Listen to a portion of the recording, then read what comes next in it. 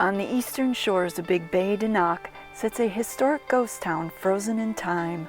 Filled with mystique and wonder, this ghost town is unlike anything you'll find out west.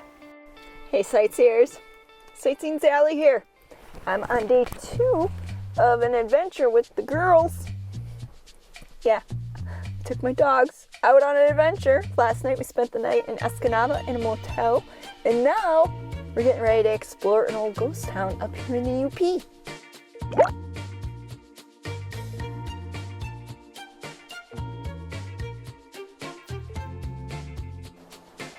And there it is, one of the best preserved ghost towns in the UP.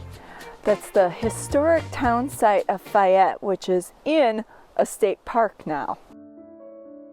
Had they not decided to create a state park here and preserve it, it's very likely Fayette wouldn't be in the condition that it's in today. This house here that Mocha's checking out is the house of the doctor. Yeah, unlike some of the old western towns that we've explored, Fayette actually had its own doctor on site, Dr. Bellows. And unlike the old western ghost towns, Fayette is situated on water. Wow, talk about impressive. I'd say that this is by far one of the best preserved ghost towns that I've ever been to. If you didn't know, up here in the UP they mine for minerals such as iron and copper, no gold. And Fayette is one of the locations where they were heavily mining iron. This here is where they process the iron ore. It's called the furnace complex. If you look down over there, you can see a shape that looks somewhat familiar. I'm thinking of the beehive kilns that we saw in Death Valley. This is another type of kiln that they used to manufacture charcoal that was needed during the process. If you listen, you can hear the pigeons that are inhabiting this building. There they are. Don't run away from me. I see you in there. Looking at the construction of this, you can get an idea of how different processing iron is from gold. You can see the bricks that they used to construct this thing. Because of the heat from the furnaces, they had to use materials that would survive the heat. It's a good thing you don't need a lot of heat, or at least not as much heat as you do for iron to process gold. So I'm telling you, that would be some miracle to truck bricks like that down into Death Valley. Considering the location, this place kind of reminds me of Harrington Beach. I did a video on that. I'll link it for you up above, or you can find it in the description box down below if you want to check it out. The only difference there is that Harrington Beach doesn't have nearly the amount of saved buildings. In fact, it's only a few foundations and some placards throughout the park telling the story of the company that owned the land there. Speaking of company, what's left of the company store, looking at it from this perspective, you would never guess that this is an old ghost town. If it weren't for the fact that some of these buildings are starting to decay, it would be like as if you stepped into a town from like my childhood. What's really cool is that they actually have some of the buildings open that you can walk inside them. You see all those pillars of wood sticking up out of the water there between the shoreline and the dock. Those are what we call pilings, and they're all that remains of the original docks that once stood here. You see that white house off in the distance? That was the superintendent's place. We're gonna head there now. You'll notice the lilacs, the purple lilacs there blooming in front of the superintendent's old house. They're actually one of the first signs of spring. However, spring is late up here in the UP. It is almost the beginning of June, and the lilacs are first blooming. And it's actually a whole whopping 50 degrees out here. Hence the hat, the flannel, the sweatshirt, you know. Anyways, I digressed. You'll see here the remains of an old outdoor privy. Because you know, back in the day when this town, when Fayette was in full swing, they did not have indoor plumbing. Wow, look at that. Did I say that Fayette was one of the better preserved ghost towns out here? Especially since we're up in the north, these wooden buildings can't handle the weather that we've got up here. The rain, the snow, the humidity, and over time they're totally ravaged. You remember those cabins we explored down in Wisconsin? How bad those were? That's what this would look like if they weren't taking care of them. Here's some more buildings you gotta see. Aren't they just amazing?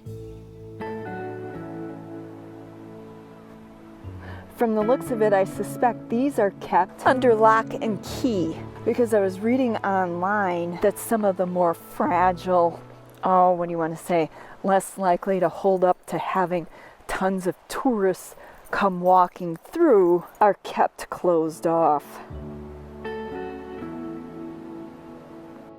If you look between these buildings here, I believe that's an apple tree that's blossoming. That's another distinctively different thing from the old western ghost towns. Being able to grow apple trees and your own crops.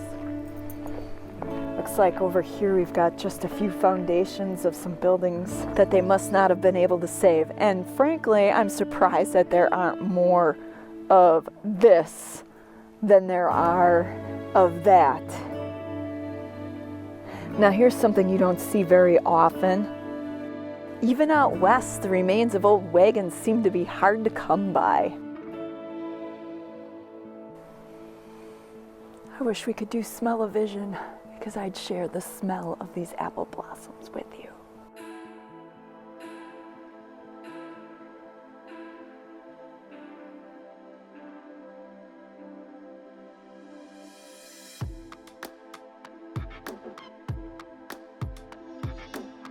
Well, for obvious reasons, they don't allow dogs or animals inside the buildings. I'm gonna go bring Mocha and Mabel to the car. It's definitely cool enough that they'll be okay for a few minutes while I go take a peek on inside a few of these buildings.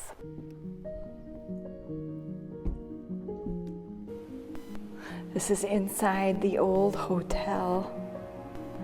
They've got it where you can't access a lot of stuff, which is understandable considering their goal here is to preserve what's left. Here's an outside view of the old hotel we were in.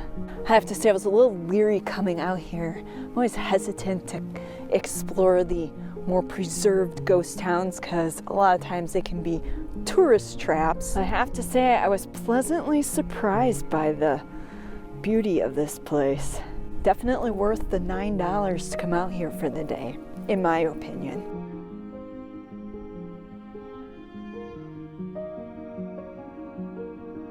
Remember that White House that we saw up above where the superintendent lived?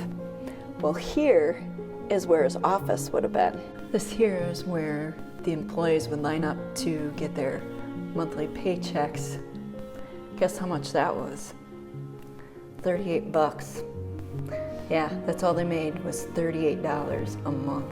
According to my calculations, their pay was roughly equivalent to 23 cents an hour, which is equivalent to what the workers were getting paid at that limestone quarry at Harrington Beach. Now you know why I said this place reminded me of Harrington Beach? Before I head out, I want to check out one more thing that makes this place unusual compared to the old western ghost towns, and that is Slag Beach. Besides being a beach, I guess you can still find chunks of slag, which is glass mixed with iron, here on the beach. Look at this prime specimen. Top that, Death Valley. If you enjoyed the vid, make sure you give big old thumbs up. They are free. If you really want to help me out, share this vid on your social media accounts, because the more that YouTube sees my video being shared and the more likes it gets, the more YouTube's going to put it out there in front of other people. And always, leave a comment in the comment section below. I love to hear from you. Until next time, this is Sightseeing Sally. Special thanks goes out to all our fellow sightseers here on Patreon and PayPal. Without you, these videos wouldn't be possible.